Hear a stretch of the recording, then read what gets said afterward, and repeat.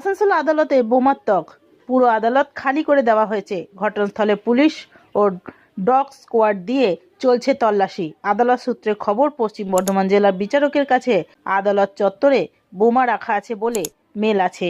এরপর আদালত থেকে সমস্ত বিচারক ও আইনজীবীরা বেরিয়ে যান। Green Asansol, clean Asansol.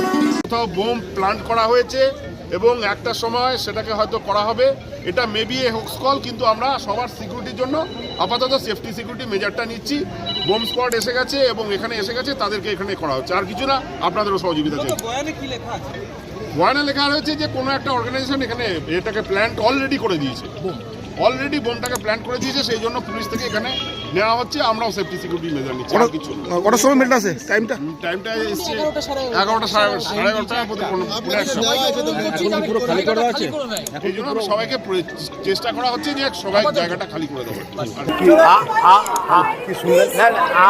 আমি তো আপনাদেরকে মরতে দেবো না, আমরা তো মরতে দেবো না। আপনারা চলুন, তারপর আমরা যাব।